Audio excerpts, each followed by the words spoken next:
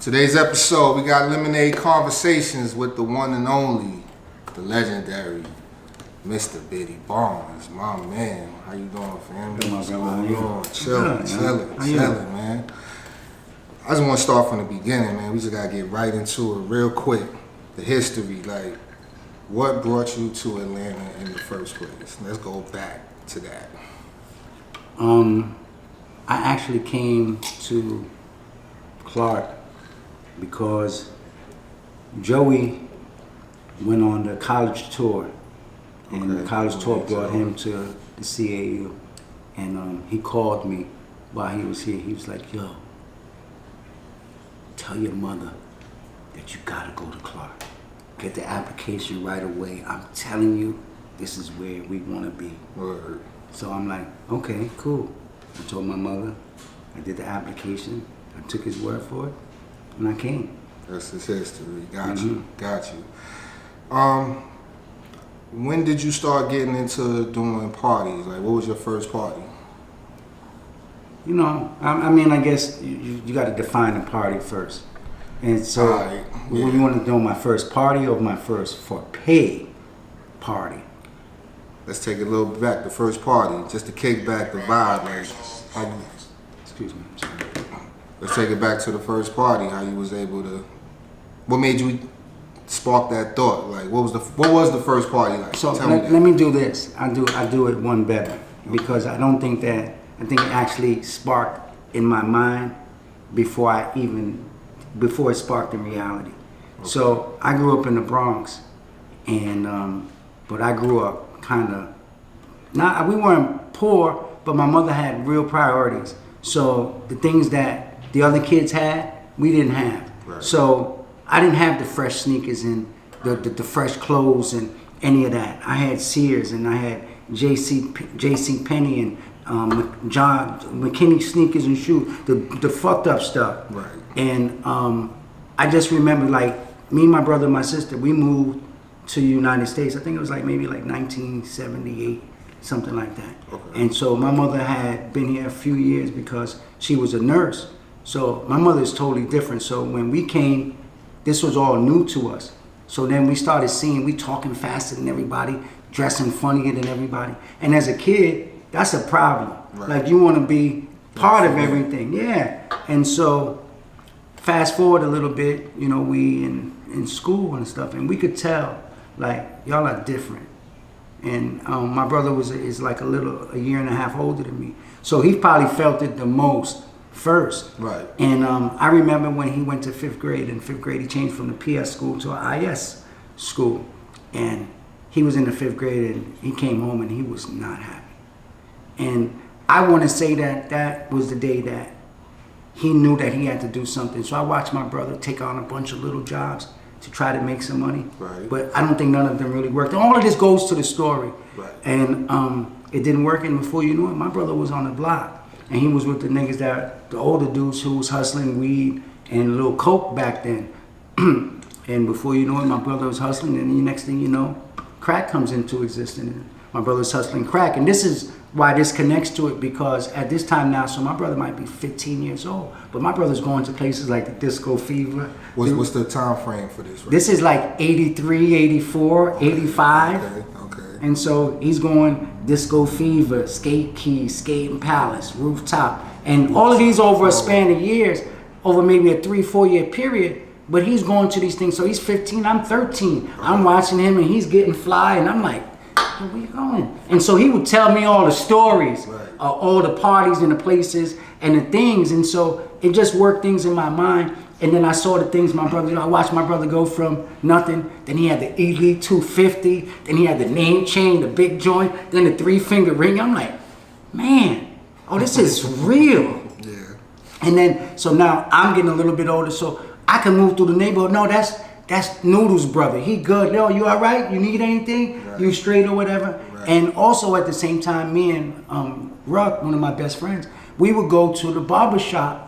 Oh, this is crazy. We would go to Jerry's Den on 46 in Amsterdam. to get our hair cut. It's funny thing is, Maine's father was the one who was cutting our hair. So we go to Jerry's thing, get the blowout. You know, we get the blowout, the whole thing. So we would spend the rest of the day in Harlem, go 38th, 45th, 55th, and watch the games and all that, and catch the vibes. And that was before the social media era. It wasn't you had none to of really that. be outside to be known. Yeah, you had to be outside. I remember the first time it was the All-Star game at Boise yesterday, 139th, excuse me, and it was halftime. I remember Dougie Fresh was performing, and the first time we seen Alpo. This nigga pulls up, he got the Wrangler, he's standing up in the joint, music is blaring, and everybody's just like, everybody stops and they watching him. And I'm like, yo, what's that, yo? And we don't know, we kids. But then we found out, and so they know all the stories. So how I came about wanting or doing parties, it was the element of listening to and the stories and watching things, but not being able to go. I had a younger sister, and because I had a younger sister, I couldn't be running around in the streets like that. My mom was a nurse, she worked at night, so I was the responsible person. So I didn't do any of those things, but I knew all of the stories. So when I came to school, see, when I first came to Clark, I was like, now from the girls and all of that, it was crazy.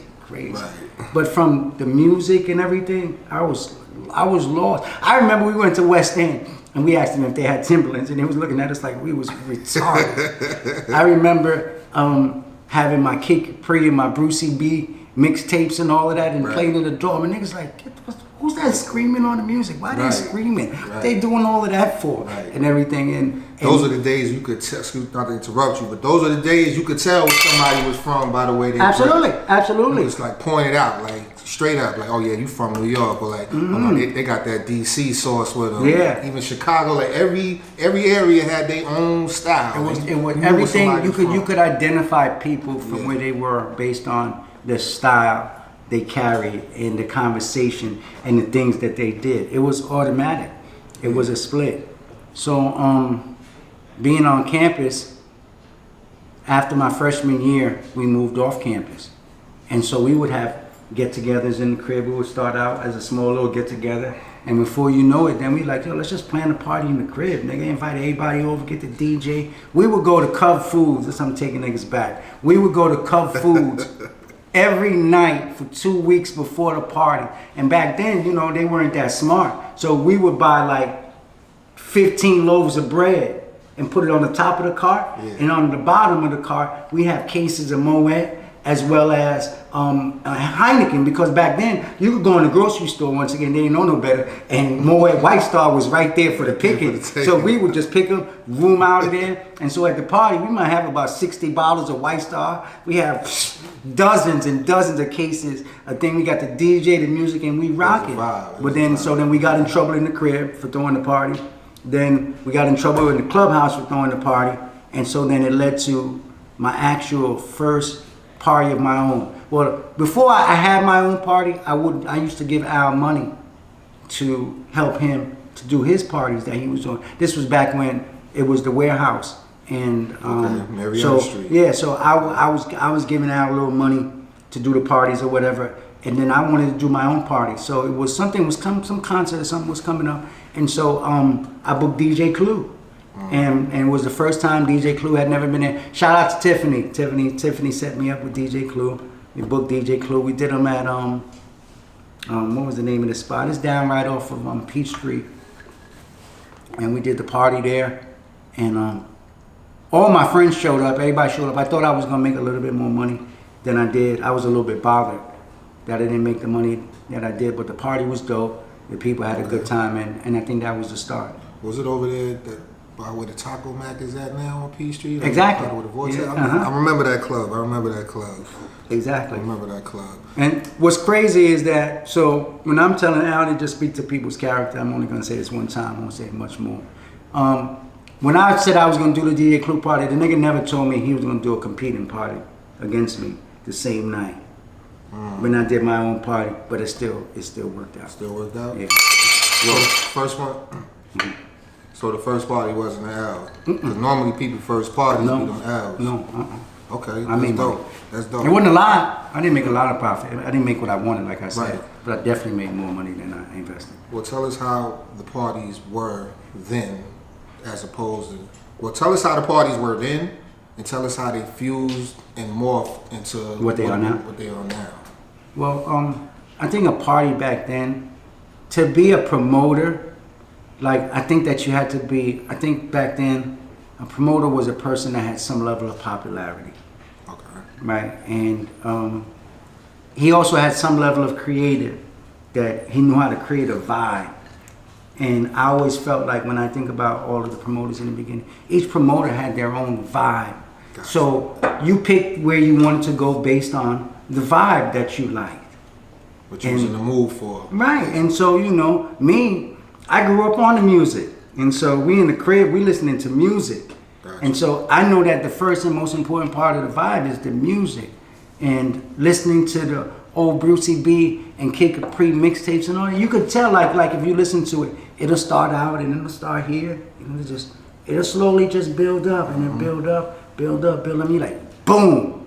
And just to fast forward, every time I booked Brucey B in the 90s, like 98, 99, 2000, all the way through when I was booking him for parties, Brucey B, he always had only 3 requirements of me. Biddy, 1, I'm not flying, I'm gonna drive. Number 2, please, in the DJ booth, have Hennessy and some blunts for me. I got the weed, just have Hennessy and some blunts for me. Number 3, I want to DJ the whole party. I don't need nobody else to DJ. I want to DJ from 10 to 4, because he wanted to set the tone. Okay. And so by the time it got to 12:30, 1 o'clock, or whatever the prime time was at that particular moment, right? You were there. So if you were there at 10 o'clock and you walked with him as he walked you up and walked you up, so by the time you get to that time, you gone. Yeah. You gone. Yeah. Dance. It was dance floors back then. I mean, yeah, and you didn't have to dance, but you could vibe wherever you was at, even if you wasn't a dancer. Right. Because everybody wasn't. People always talk about the dancing thing, but everybody wasn't always a dancer. Right. There was a bunch of dudes I know that never danced. Right. Right. We like to dance. I'm one of them. I want to get on the dance floor. And say I didn't want to do all the talking, so I used the dance floor as my bridge. Got you. Right. Right. There had to be people in the circle watching them dance, so like everybody definitely wasn't dancing. No, everybody wasn't dancing. But how is it now different from how it was back then, as far as the club scene? It's like anything. When it's brand new, it's for the love. Mm-hmm.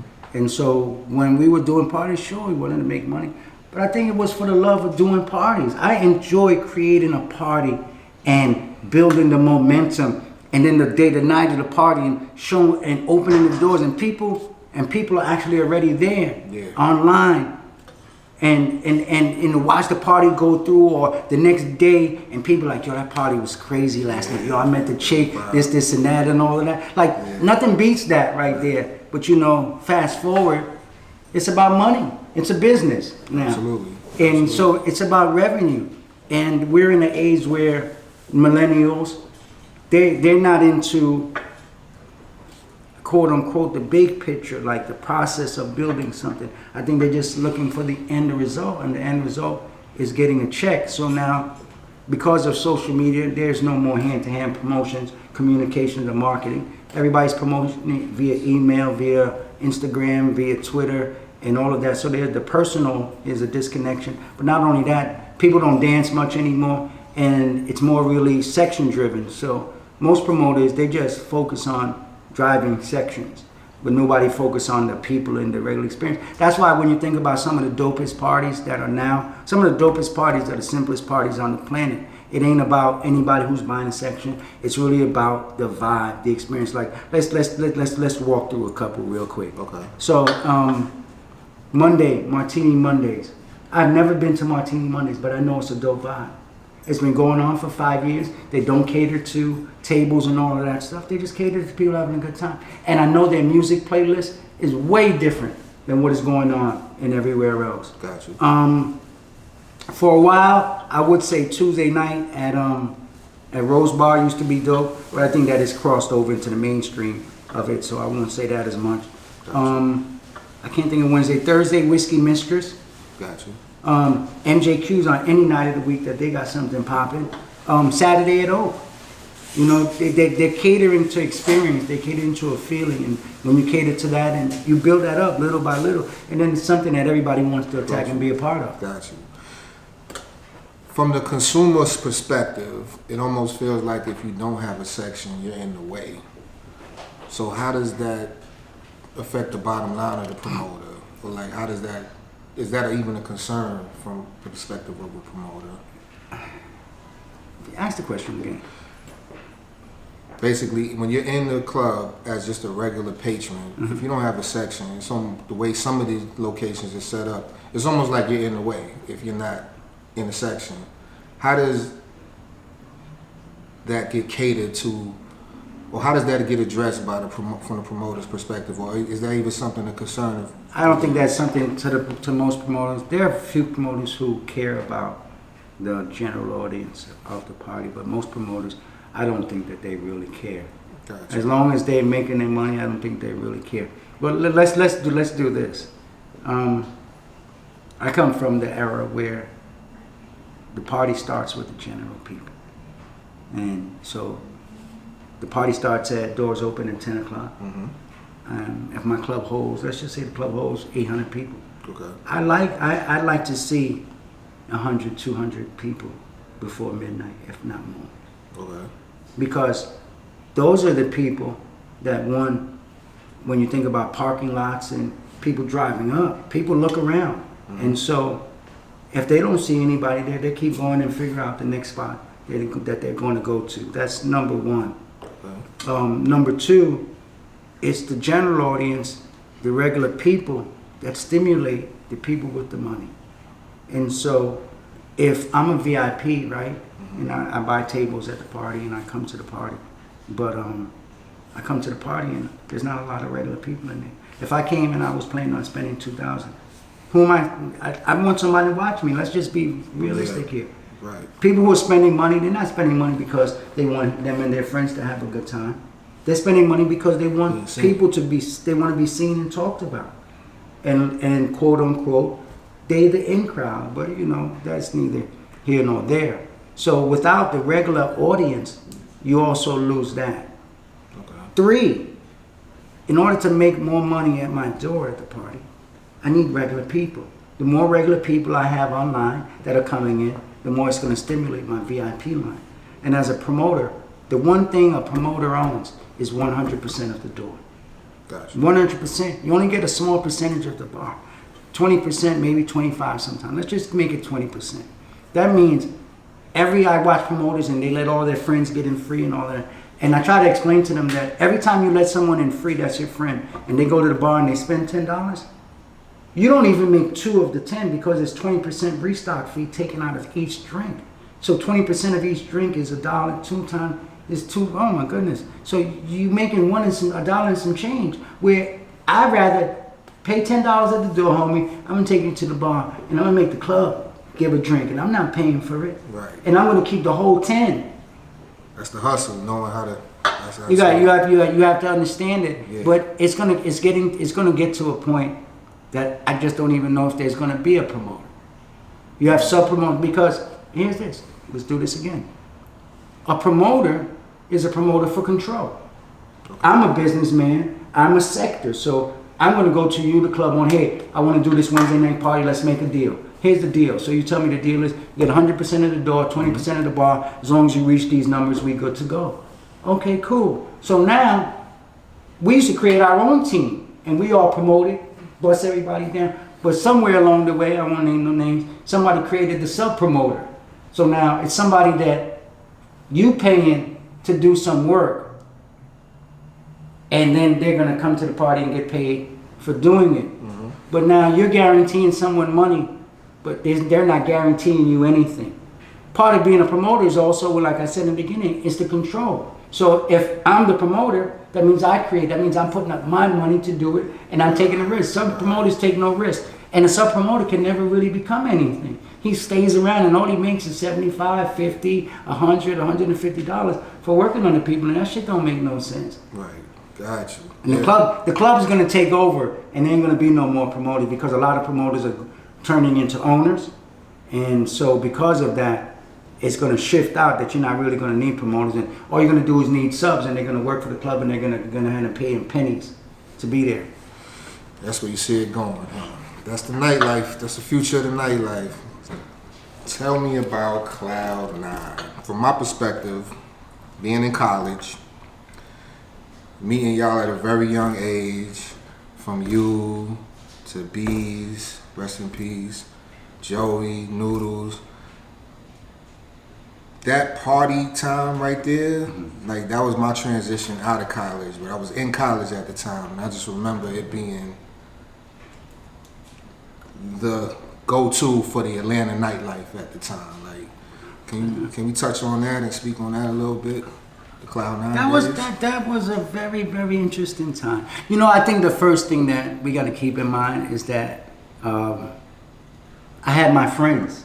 And so I think that I realize now that having my friends that I grew up with around me, except for Bees. Bees, we didn't grow up with Bees, right. but Bees was like, he felt like he grew up with us. Right.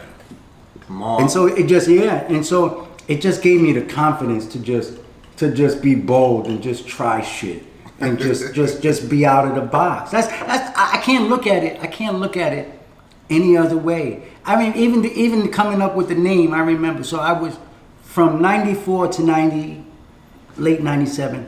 I literally worked under Al, and I worked with him and helped him do anything. And I made some money too, let's make no mistake about it. Okay. And I made some money too with Al and learned a lot of shit. I wouldn't know the shit I know today if it wasn't for Al. So it doesn't even matter. Where you at then? So let's start. So I met Al, and he was doing Ethiopian Vibrations. Okay. And then our first spot together was Kaya. We were doing Chocolate City Thursdays. Okay. It was the first, yes, on Peachtree. Yeah. And that was the first club that like I really started making money consistently. Me, him, Wolf, and GB. We were doing Thursday nights at Kaya. It's crazy because I came up with the name for the Chocolate City Thursday. I took it from the Martin Lawrence, that shit that him and Bobby Brown was in. Right. But yeah, we did that, and then we did SOs.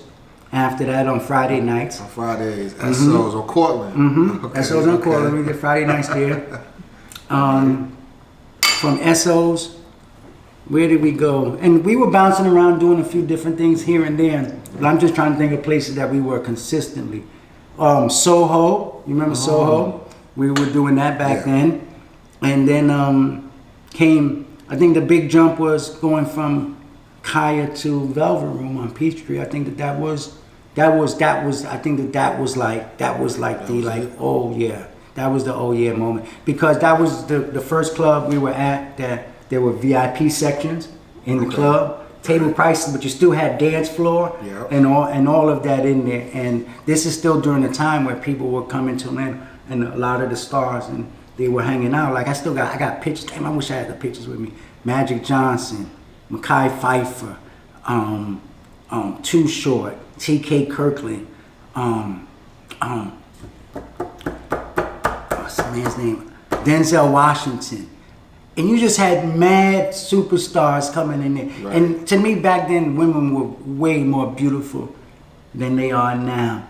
And there was just a certain way they carried. They had a good time and all that, but it was just a certain thing that was just different during that time. And it was new. Charles Woodson and all of the football players. Yeah. And Charles Woodson stayed up in there on a Tuesday night. We would have Tuesday night, and Tuesday nights was rocking. That shit rocked. And I remember, I say this, I would. We had Tuesday nights. That was Tuesday nights, Velvet Room on Peachtree. Peachtree, yeah. Tuesday nights, Velvet Room on Peachtree. You crazy?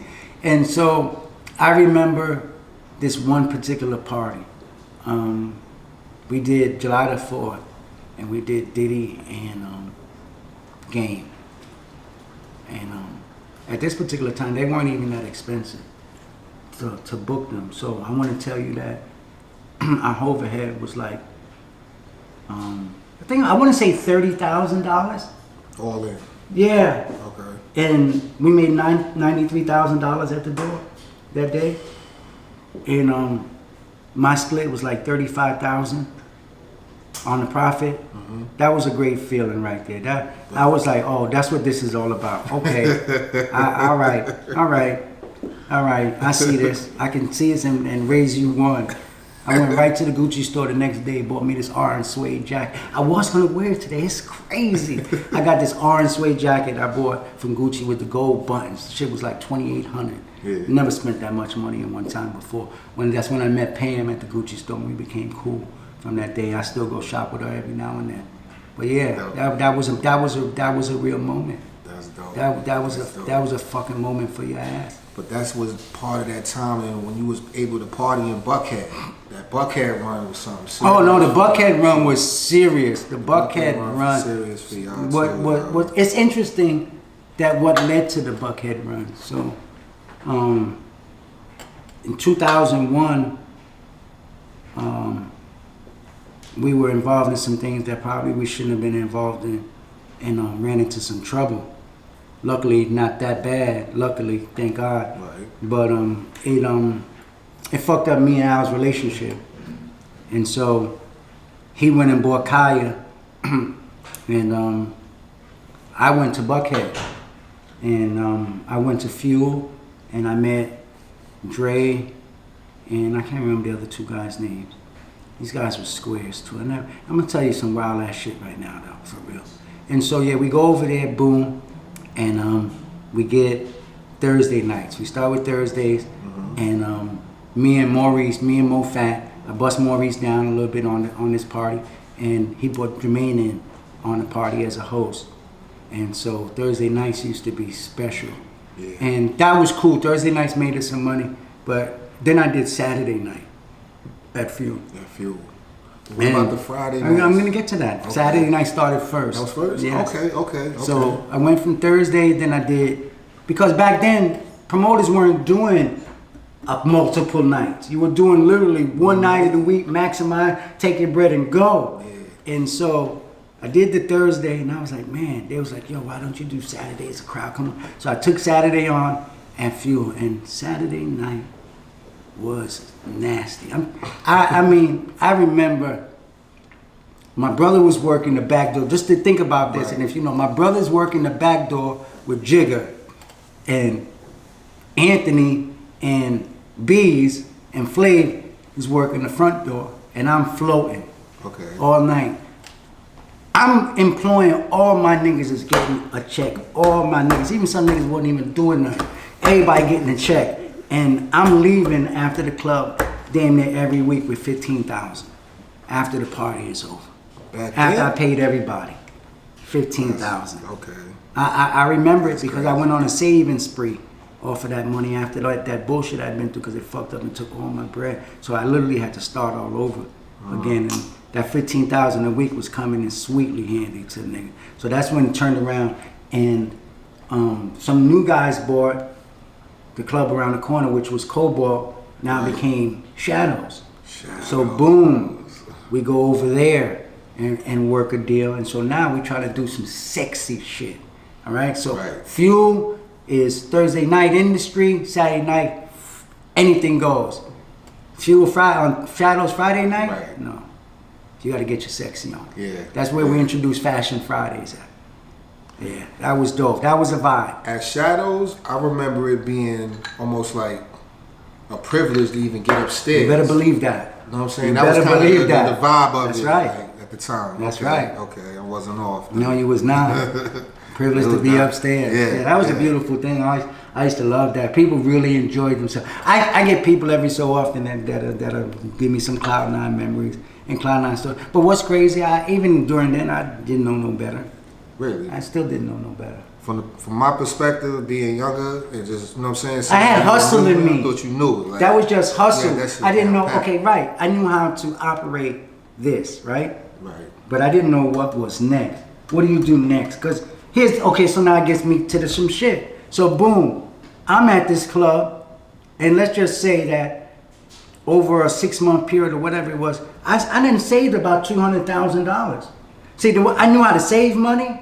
I knew how to hustle. I just didn't know how to go to the next step. Like, how do I build to the next step? So here I am. I got $200,000. I could have been the owner of the club. Right. I didn't know that. I didn't know that I could own it. Like, I could be the guy running this whole thing. The guys that were running the club, they were making money off of what I brought to the table. We could have been bringing this to our own table, but I didn't have that knowledge. I didn't have that information. No one showed me or guided me to that. Got you. Yeah. Got you. Okay. So that brings me to Atlanta culture. Like, you've been one of the pioneers of what I would say Atlanta is today, as far as culture. Like, I feel like you've curated the cool over the years. Absolutely.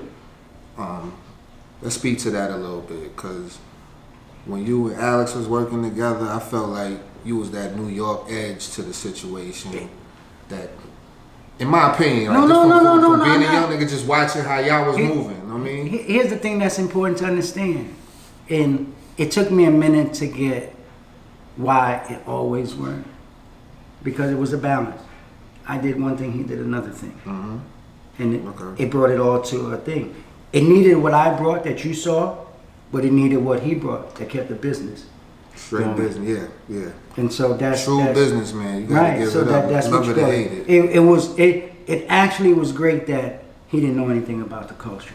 It was actually great that he wasn't into fashion and music and anything, so that he could stay focused on what needed to be done. Absolutely. You know. Absolutely. Okay. Cool.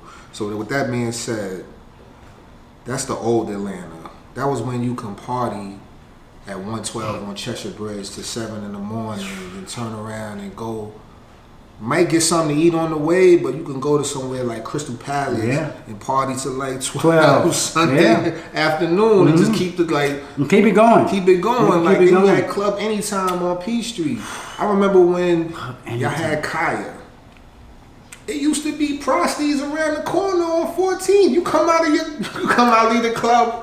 That's real. They out there posted up on P Street. Like, it was a whole different vibe. Like, Atlanta was different back then. Because you got to realize too that it was untapped. Yeah. You could, if you've been here, you know that Atlanta didn't plan for all of these people.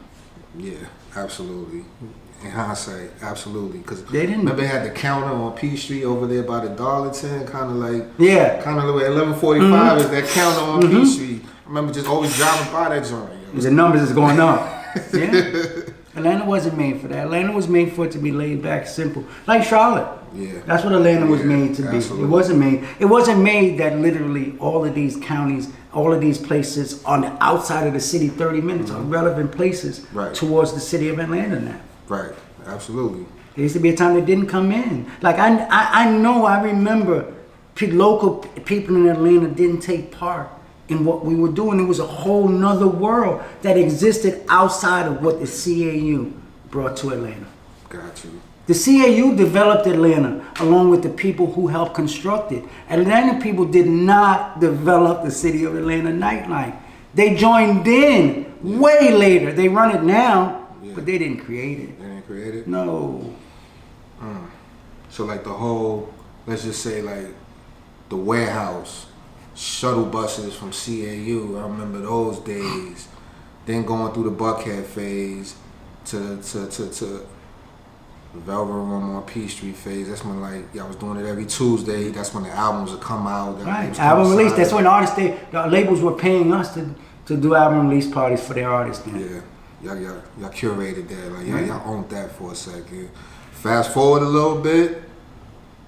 Was you involved with Kaya on Sunday nights? No, never was involved in that. That was DJ Nabs. That was Nabs? That was a radio station thing. That was a radio station thing? Yeah, that was a radio station. I ain't gonna hate on him. Like, I remember y'all used to have the bottles in there crazy, so like... Yeah, we go in there and go stun. Yeah, okay. I thought that was y'all party. No, that wasn't. Okay, cool. Was not. That was a vibe. That was a vibe. That was a vibe. The whole P Street though. So then what was next? After the Cloud 9 thing? So I stopped doing clubs and parties just because I got to a point with this nigga Allen, I just couldn't even take it. So I was like, I'm not doing this no more. And so I touched my foot and tried to start doing some music. Only to realize that the music business people are just as shitty, if not worse.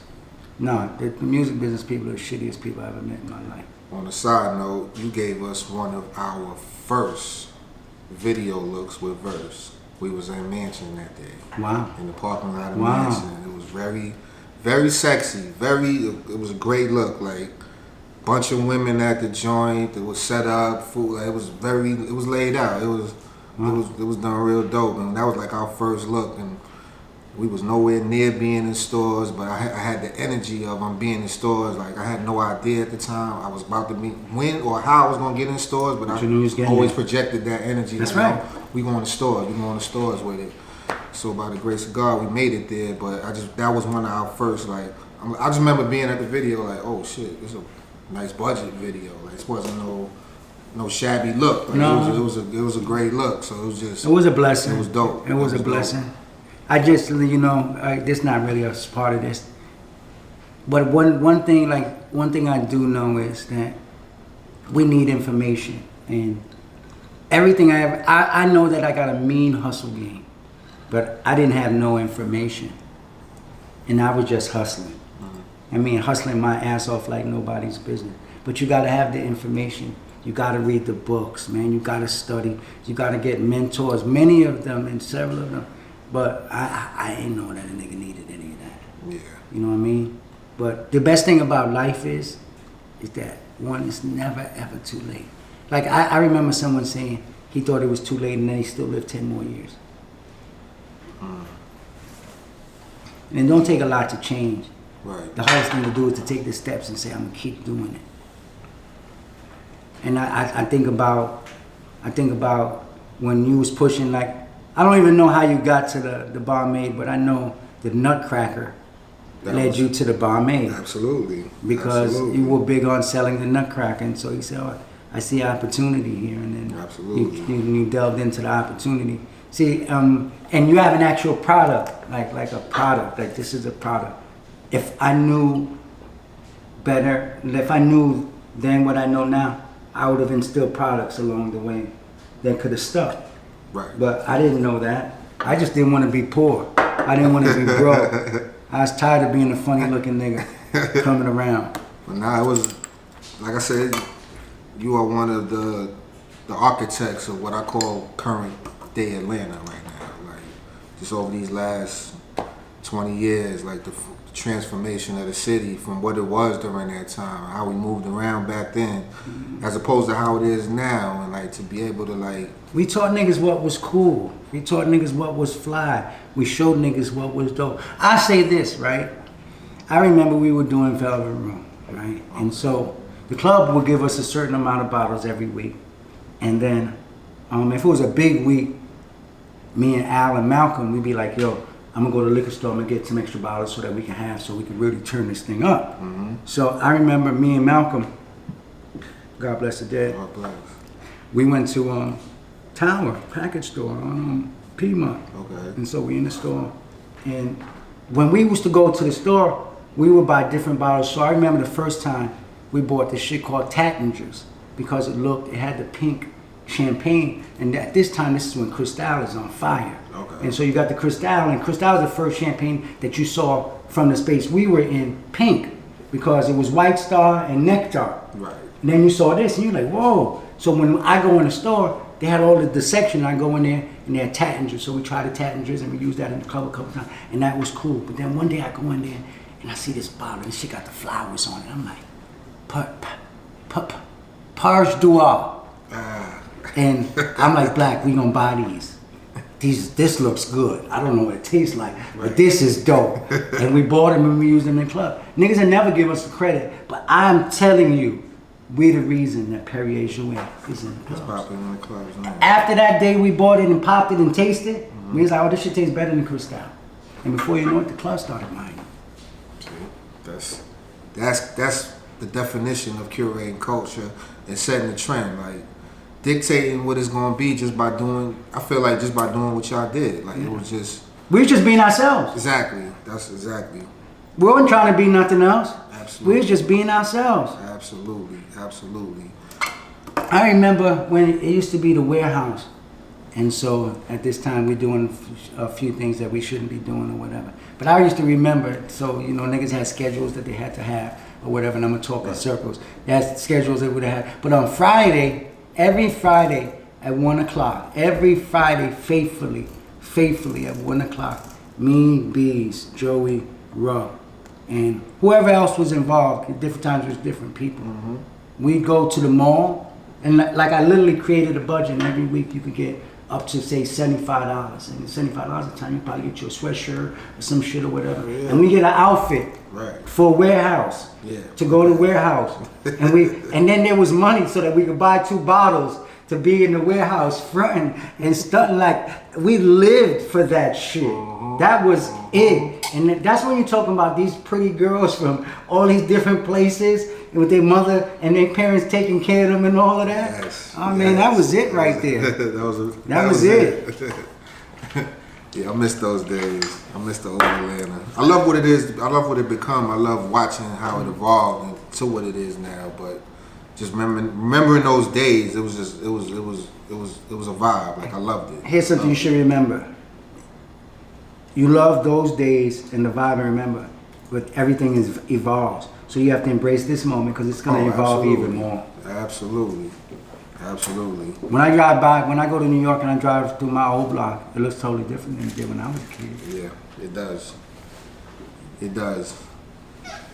Where we at now? I remember coming to the city. This was all dirt. Atlantic Station. I don't even know. I couldn't even tell you what it was before. It was dirt. I could not tell you what it was before. It was dirt. What's next for Mr. Biddy Barnes? Like, where are you going with it? Like, where we going? What you got next? Like, okay. Well, for me at this stage, I think that everything for me is always about the give back. Like, and so because I was so blind going through the process, I want to help make sure some kids ain't blind going through the process. Dope. So they could catch on early. I caught on late. Everything I could catch on to, it's always late. I learned a lesson. And so I'm trying to help some kids learn a lesson early so that they could be way more prepared and they could hit the Grand Slam. That's dope. So my Each One Teach One Foundation, we've been doing that for the last 7 years. So that's really dope. Finally getting to be, now I wasn't doing it to like for no accolades, but then I just got doing my 501(c) or whatever that thing is, so I'm official now, whatever, so that helps it, and we can get more funding and stuff to do more stuff for the kids. Good. We have a scholarship program, so I'm helping send kids to college. The thing at Christmas every year. Yeah, all of that. I'm starting a agency since I'm here. I might as well talk to you. It's probably going to launch within the next 30 days. I've been working on this with this branding. A branding company picked me up, and a gentleman that I know, that's a friend of mine for a while. He last year, maybe like August, September, he called me into his office, and he was like, "Yo, you know, you're way more than what people think that you are, and you know they box you in as a promoter, but you are not a fucking promoter." And he asked me, he said, "Yo, I just want to put you where you belong. I want to help put you where you belong." And I was like, "What do you mean?" And he was like, "I'm going to help you pivot, because I could tell you want to pivot, but you just don't know how to. And I know how to, and I want to help you." And so they identified my strengths, and they told me, you know, people think that you speak well, and then you have a lot of great things to say, so we'd like to bring that out more. And we'd like to switch you from a promoter to an agency, and you can start consulting big brands and connecting and creating experiences to the highest level that you can. And instead of using your money, let's use other people's money to do it. You have all the information, all the knowledge, and so all we have to do is make the phone calls for you. You're going to do all the talking to make everything else a no-brainer. So that's the 90s agency, and they chose the 90s agency because they felt like when I speak about things, it's not only things that were happening in the 90s, but the level of focus and discipline and attention to quality and experience that was put in during those times. And so that has a lot to do with why they chose that name. And then I'm going to do a lot more speaking this year. They were the ones that set me up with the Dame Dash interview. So that was there for that. Yeah, so that was the first thing that they set me up to do. So a whole lot more of that stuff. I'm also part owner in a clothing brand with these two brothers, Horace and Youssef, and my man Brett. They're designers, and they have their own manufacturing space in California. And the brother's here. He designs, But they're introverts, so they don't know how to talk to people and finesse stuff and maneuver stuff, and they have a great product. They're just weird, and so it's going to take a little time to break past some barriers. Yeah, but that's about it. And I'm retiring from the club this year. I feel like that was something you could be doing. I feel like that's something you could have done 15 years ago. What's that? Your own clothing line. I don't want that. That's pigeonholing me. No, just kind of like a Virgil for a line type. But Virgil is a creator. Right. Like I can't create. I just have an eye. True. And so that makes it different. But I never would want to do, like, I realize that I get bored with things really fast. Okay. And so that would be one of those, like, I want to be part of helping create and put things together and just keep moving around and keep doing it. I don't want to sit in one part of anything anymore. No more? Okay. No. I want to be about able the content space? Huh? What about the content I'm going to be, well, like I said, like this, what you're doing here, this is another thing that they said that I should be doing. Absolutely. And they said, with all of the relationships that I have with all these people, that I can do interviews and I can turn the page to explaining it from the angle that I see it. Yes. And so this audience that'll buy into that. Yeah. You got to think from the time you came out here to now, it's people that's grown with you in this city as well. It's people that a lot. went to the AU. Yes. Went to, you know what I'm yes. saying? Went to school all the in the people, city. the younger and the older here. ones. Yeah. Because absolutely. I've embraced everything along the way. As the change came, I changed with it, Yeah. and I morphed with it. And I think that's Absolutely. part of what has allowed me to still be here. But now it's time to shift. Absolutely. Okay. Well, not gonna hold you, Mr. Biddy Barnes. I appreciate the conversation. man, thank you. Bro. I appreciate Amen. you coming through. Amen. Listen. Conversations, baby. I believe in my friends, and so when you believe in your friends, you step up for your friends. And every time I have an opportunity to put this play in the game, I'm going to put this play in the game.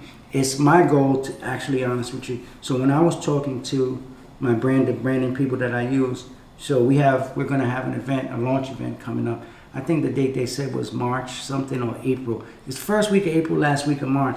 And I told them that Bombay will be the liquor for the event. It's going to be a cocktail dinner party and stuff like that. And my goal is to make sure that this is the brand next My year. brother, once again, got the legendary Mr. Biddy Barnes, Lemonade Conversations. Peace out.